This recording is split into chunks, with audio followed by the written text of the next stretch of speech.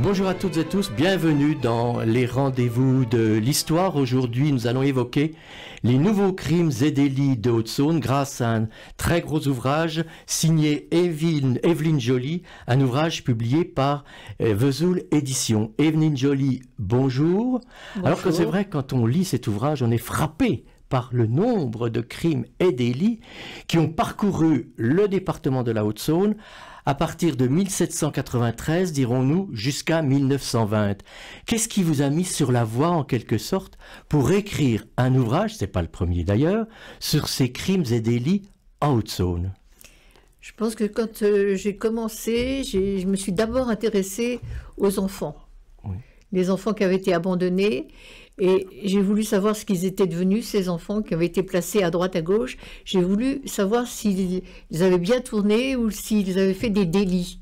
Et en fin de compte, en commençant à m'intéresser aux délits, c'est-à-dire d'abord les procès-verbaux de gendarmerie, puis les procès en correctionnel, je me suis intéressée à tous les délits qu'il pouvait y avoir et j'ai commencé à stocker ce que je pouvais trouver à droite et à gauche. Je suis après allée voir les assises, ce qu'il y avait au tribunal des assises. Et puis il faut beaucoup d'ordre parce que j'ai 1240 procès enregistrés. Oui. Mais c'est classé. Les procès vis-à-vis des mineurs, les procès vis-à-vis des femmes, les procès en général et ceux vis-à-vis des vieillards. Je voulais voir l'évolution de la justice et s'il y avait différentes façons de juger en fonction du sexe ou de l'âge. Donc vous avez fait un gros travail de recherche dans les archives judiciaires, mais pas uniquement. Non, pas uniquement, parce que ce qui est important, c'est aussi de resituer les personnes dans leur village et aussi dans leur famille, de savoir ce qu'ils sont devenus aussi. Je trouve que c'est passionnant de découvrir la vie de nos ancêtres. Oui. Alors moi j'ai lu votre livre, bien sûr, il y a 40 crimes et délits en quelque sorte dans cet ouvrage, Evelyne Joly.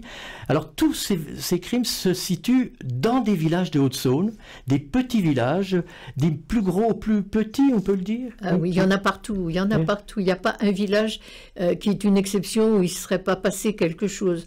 Et puis j'ai pris l'habitude de fouiner partout parce que depuis 9 ans, j'ai une rubrique, enfin une chronique toutes les semaines dans la presse de Gré. Oui.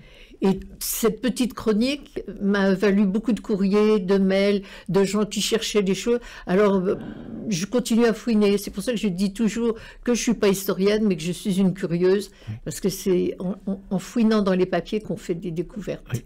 Vous avez accès à tout? On vous ouvre les portes de toutes ces archives? J'ai commencé en 2001. Je me suis inscrite d'abord à des cours de paléographie pour pouvoir déchiffrer même les vieux documents. Et j'ai vite compris que au niveau de la justice, avant la Révolution, c'était trop compliqué. Donc je me suis basée, maintenant qu'on a une justice qui est bien normée, on sait comment ça se passe, je me suis spécialisée dans une justice plus actuelle que l'ancienne où elle était vite, on trouvait vite un homme pendu au bois de justice à l'entrée d'un village. Oui.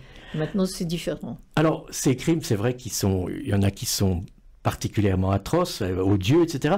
Mais dans votre livre, c'est ce qui m'a frappé, vous ne faites pas de voyeurisme, c'est-à-dire que vous ne décrivez pas les scènes de crime en quelque sorte. Il y en a quelques-unes dont vous décrivez les scènes de crime, mais pas uniquement. Oui. Vous avez fait preuve en quelque sorte d'une forme de retenue, Evelyne Joly?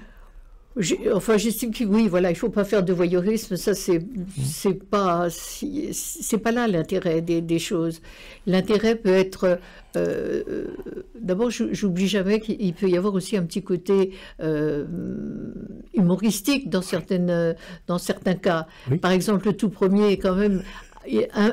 Un mois de mariage lui vaudra la vie. Je veux dire que bon, c'est pas de chance, il se marie et un mois après, il est quand même tué par sa femme et ses beaux-parents qui veulent faire croire que c'est un suicide avec 3 balles dans la tête. c'est le petit côté humoristique. Oui, c'est vrai. Alors, c'est vrai que tous ces crimes, je dirais, c'est à partir de 1793 jusqu'à 1920, en quelque sorte. Et souvent, ce sont des personnes qui sont très jeunes, des hommes qui ont une vingtaine d'années, des femmes qui sont un petit peu plus jeunes aussi, qui se marient, qui vivent au domicile de leurs parents, de leurs beaux-parents. Il peut y avoir aussi une forme de tension dans ces couples. Il y a énormément de tensions familiales. Exactement. Parce qu'il faut apprendre à vivre en collectivité. Et les partages ne sont pas simples, surtout quand on vit à la campagne et qu'il y a des biens. Une bouche de plus à nourrir, ça pose parfois des problèmes pour les parents. Des fois, les grands-parents sont là aussi. Alors, les grands-parents deviennent gênants, ils travaillent moins. Mais écoute, c'est des relations qui n'existent plus maintenant, puisque dans les familles, les gens ne vivent plus en collectivité. Oui. Mais à cette époque-là, c'était très, très... On vivait dans la même famille, avec plusieurs enfants, souvent. Absolument, oui.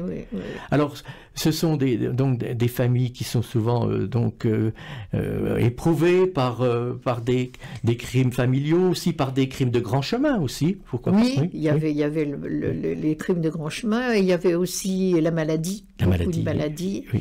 On se mariait très jeune, mais on travaillait très jeune aussi.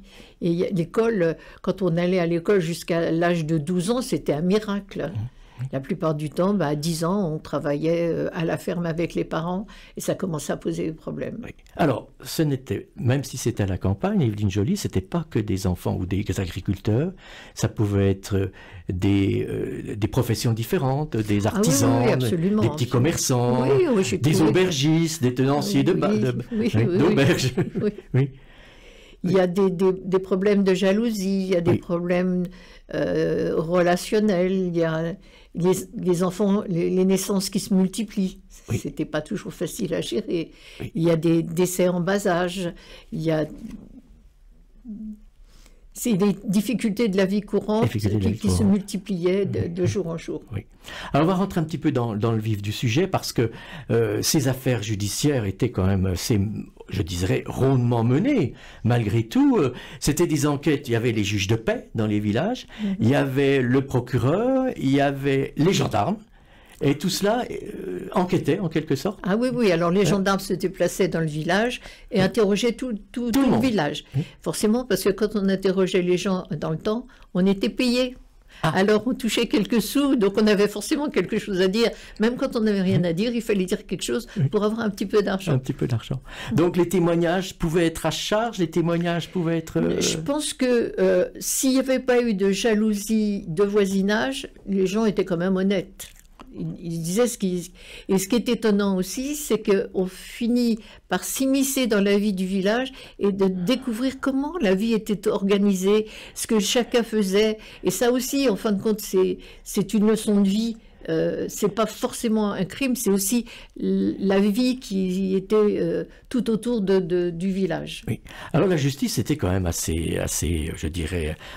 assez forte à ce moment-là. Elle ne pardonnait pas d'une certaine manière. Oui. Oui, mais il ne faut pas oublier qu'aux assises, il y avait le jury. Le jury était toujours populaire. Oui, absolument. Et de plus en plus, on a fait attention aux enquêtes, enquêter sur la personnalité des accusés. Au début, pas du tout. Au début, il a fait un crime, ce crime-là, il est puni de telle façon, on le punit.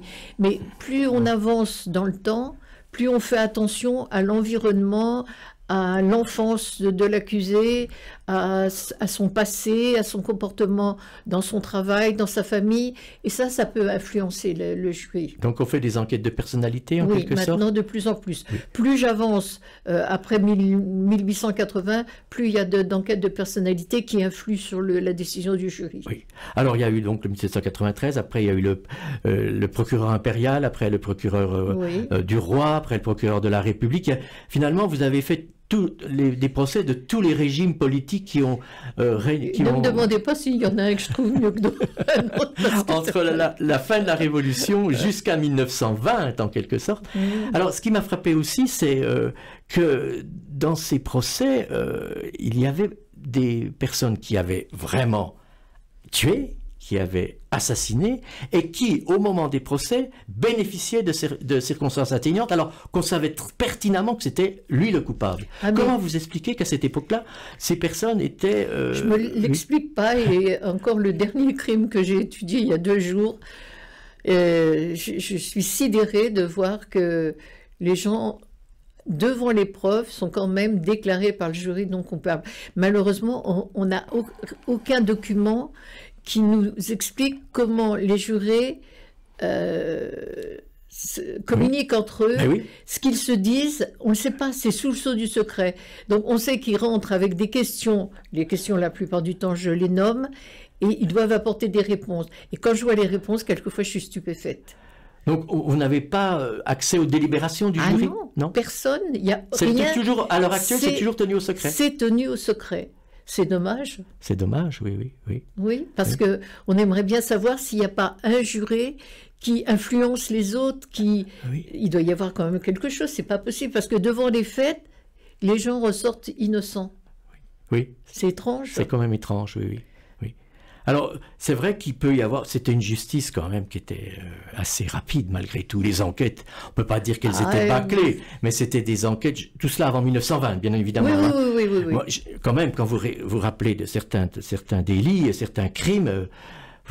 on peut dire que ils étaient coupables avant d'avoir été jugés, en certaine manière. Mais il y a eu des choses, oui, par exemple, peut-être pas dans celui-là, mais je me souviens d'un crime. C'est une femme qui n'aimait pas sa belle-mère. Oui.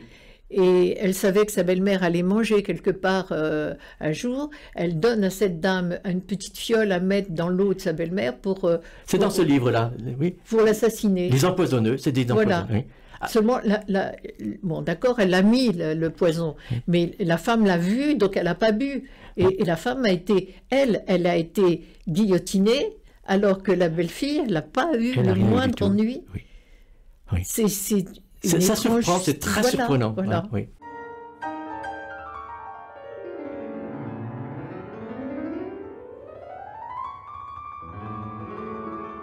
Quand le passé se fait présent, les rendez-vous de l'histoire, Jean-Paul Maigret sur RCF. Eh bien, sur RCF, nous avons le plaisir d'accueillir Evelyne Joly, qui vient de publier aux éditions Vesoul Éditions, Nouveaux crimes et délits en Haute-Saône. On va évoquer quand même aussi ce que vous disiez avant la pause, c'est cette forme c'est ces femmes, en quelque sorte, qui empoisonnaient. On peut dire que l'empoisonnement était, je dirais, une fête par les femmes plus particulièrement. Oui, plus particulièrement les femmes. Les armes des femmes étaient les poisons. Les hommes... C'était quoi? Les couteaux? Les couteaux, ou éventuellement le revolver. Encore que j'ai vu des femmes utiliser aussi les fusils. Et c'est plus... sous un coup de violence. Alors que le poison, c'est quand même une préméditation assez... Bien sûr. Oui, véritable préméditation. Oui. Alors tous ces crimes et délits, vous les racontez, c'est dans l'ensemble du département de la Haute-Saône. Oui. On peut dire que c'est un petit peu partout, avec des prisons, une prison à Lure, une prison à Gré, une prison à Vesoul. C'était les 3 prisons du département de la Haute-Saône. Oui. Jusqu'en 1920. Oui. Et il est arrivé dans les 3 endroits au moment où on guillotinait. La guillotine se promenait dans les 3 villes. Par contre, le bourreau venait de Paris. Le bourreau venait de Paris. Alors, parce que vous parlez de guillotine, il y a un passage quand même tragique, c'est cet homme qui avait massacré une châtelaine dans un village. Oui. Et donc, il est jugé, il est emprisonné, il n'avoue jamais son crime. Il dit non. Mais il y en a qui n'avouent jamais. Jamais. C'est ça qui est frappant. Non, je ne suis pas coupable. Non, je ne connais pas cette personne. Non. Et pourtant... il a été reconnu dans le village. Et il sortait de prison ailleurs. Il avait été déjà incarcéré. Je pense que le doute n'est pas permis. Mais il n'a pas voulu avouer. Oui. Et pourtant, donc, il y passe. Il a un comportement quand même assez... un bon comportement. Nous arrivons au matin de son exécution, et pourtant, comme il se comporte bien, comme il est très ami avec les gardiens, avec le personnel de la prison, il pense que le président de la République, je crois que c'était Félix Faure, dans l'occurrence, va le gracier. Et pourtant, la grâce n'intervient pas. Non, c'est vrai. C'était à la discrétion du président de la République. Et il y en a certains, je ne sais plus lequel exactement, qui n'a jamais accepté qu'il y ait une exécution, et d'autres qui, ça leur faisait rien. Oui. Ils savaient quand même que c'était eux qui avaient la décision finale. Oui. Et non. Alors cet homme, à 4 heures du matin, on vient le chercher dans sa cellule, avec l'apport quand même, c'est ça qui est intéressant. Il y a toujours un prêtre qui est là présent. Il y a toujours un prêtre. Oui. Oui. Le prêtre qui accompagne jusqu'à l'échafaud. Oui. L'échafaud qui était sur une place, publique. Des Halles de Vesoul. Oui. Oui. Alors ce qui est terrible, c'est que c'était un spectacle... public. Familial aussi. Oui, les gens y allaient, se levaient très tôt. Hein, oui. Avec les enfants, tout ça, oui, il y avait du monde sur les routes, les gens venaient de très loin. C'était un véritable spectacle. Oui, mais ceux qui habitaient autour de la place louaient l'emplacement de leur fenêtre pour que les gens aient la vue. Alors, arrivé à un moment, ils ont interdit les exécutions publiques. Oui. Et ça se faisait dans le cadre de la prison après. Est-ce que vous avez, je dirais, noté le nombre d'exécutions publiques, Evelyne Joly Le nombre d'exécutés haute-saônois, à peu près 135. 135. Mais il y en a qui ont été exécutés pendant la Révolution à Paris, il y en a qui ont été en appel, qui ont été emprisonnés à Besançon, qui ont été exécutés à Besançon, d'autres dans le coin. J'ai voulu vraiment, j'ai pris tous les guillotinés qu'il y avait eu pour savoir s'il y en avait qui étaient de Haute-Saône, et il y en a énormément. 135, c'est quand même énorme. Mais tous n'avaient pas commis de crime. Hein. Donc il pouvait y avoir des véritables erreurs judiciaires. Non seulement il y avait des erreurs judiciaires, mais pendant la RSE, il y avait aussi... c'était un crime de ne pas avoir les idées qu'il fallait avoir. Oui, c'est ça, des idées politiques, oui. Mais les enquêtes étaient... Est-ce qu'on peut dire que les enquêtes étaient bâclées, à l'époque À l'époque, ils ne pensaient pas qu'ils bâclaient leurs enquêtes. Maintenant, quand on voit comment les enquêtes sont fouillées, comment elles sont faites, évidemment, c'est complètement différent. Alors, autre chose aussi qui m'a frappé entre 1793 et 1920, Evelyne Joly, c'est qu'il y avait des médecins légistes déjà à l'époque, et il y avait des autopsies. Oui, quelquefois, on exhumait certains cadavres pour les autopsies. Non, alors déjà, il y avait des autopsies, des fois, qui se passaient sur la table de la cuisine de l'endroit où la personne était décédée. J'ai trouvé plus d'une... Puis tout le monde pouvait être là autour de la table à voir ce qui se passait. Et puis, des fois, quand on avait un doute, mais j'ai vu des exhumations qui dataient, la mort datait de 2 ans, 3 ans, mais on voulait savoir s'il n'y avait pas un petit peu d'arsenic, et on sait que quelquefois il y a eu des erreurs comme ça, parce que... Il n'y avait pas de traces d'arsenic. Hein. Il n'y avait pas de traces d'arsenic, mais quelquefois il y en avait. Il y avait des exhumations et il y avait des autopsies. Et les autopsies étaient bien présentes. Alors, autre chose, c'est que on parle de la guillotine, il y a eu des condamnations à mort, mais la plupart du temps, c'était des travaux forcés. Oui. En quoi consistait cette peine des travaux forcés? Les travaux forcés, c'était une façon de coloniser un endroit, c'est-à-dire que la Guyane, la Nouvelle-Calédonie. Oui, voilà, on avait besoin ça appartenait à la France, il fallait coloniser. Oui. Donc quand ils étaient condamnés, par exemple, à 15 ans de travaux forcés. C'est les hommes surtout, hein? Oui. Les femmes aussi? Oui, surtout les grandes prostituées. Oui. Voilà. Et d'ailleurs, sur place, les femmes étaient gardées par des sœurs. C'était les religieuses dans les prisons. Le vendredi, on ouvrait les femmes, les hommes, et on essayait de voir si on ne pouvait pas faire des couples. Oui. Parce qu'une fois que le condamné avait fini ses 10 ans ou 15 ans de travaux forcés, il était libéré, mais il n'avait pas le droit de rentrer en France. Donc on lui donnait un petit bout de terrain. Alors pour coloniser, il vaut mieux qu'il ait une femme et puis qu'il fasse des enfants. Bien sûr. Donc on présentait les femmes qui étaient au bagne avec les hommes qui étaient au bagne, et on espérait de faire des couples. Et puis ces bagnards, quelquefois, ils s'évadaient. Ah bah oui, quelquefois il y en avait des évasions. Hein. Oui. Surtout en Guyane. Hein. Oui, en Guyane, oui, parce qu'en Nouvelle-Calédonie, très peu. En Guyane, oui, quelquefois, assez souvent, ils étaient repris, parce que c'était pas toujours évident de survivre dans la forêt. Hein. C'était pas évident. Autre chose, autre élément dans votre livre qui m'a beaucoup intéressé, qui m'a même frappé, Evelyne Joly, c'est que les noms des personnes que vous avez enquêtées, ce sont des patronymes qu'on retrouve encore aujourd'hui. Bien sûr, mais ce sont nos arrière-grands-parents. Il y en a plusieurs qui m'ont dit que je vais parler de leurs ancêtres, en quelque sorte. De leurs ancêtres. Oui. Des fois, c'était du côté des victimes, mais quelquefois, c'était du côté des assassins, des coupables. Des coupables, disons, oui. Oui. Alors, on va terminer par les infanticides, parce qu'il y a eu certainement, vous le dites dans votre livre, il y a eu pas mal d'infanticides quand même. Énormément. Même si vous n'avez peut-être pas tout rappelé sur ces infanticides. Non, mais les infanticides, c'est toujours très difficile d'en parler, parce que c'est vraiment le drame le plus terrible dans une famille. Un enfant n'était pas forcément le bienvenu, pour des tas de raisons. Et c'est pas évident, quoi. Les infanticides, j'aime pas trop parler d'infanticide, mais il faut bien le citer. Vous en avez cité quelques-uns, mais... Voilà, il faut bien. Mais c'est... Je trouve que c'est très triste. Et puis les assassinats, Evelyne Joly, c'était souvent pour l'argent. Ah bah oui, bien sûr. Il y en a qui cachaient leur fortune quelque part dans la terre, dans des... Et souvent c'était ça, c'était l'appât du gain. C'était l'appât du gain. Dans ces petits villages de Haute-Saône. Et en deuxième, je dirais la jalousie. La jalousie, entre villageois. Entre villageois, puis dans les deux... Même dans la même famille. Oui, ou simplement au sein du couple. Oui. Oui. Pas tellement d'adultère, en fait. Non.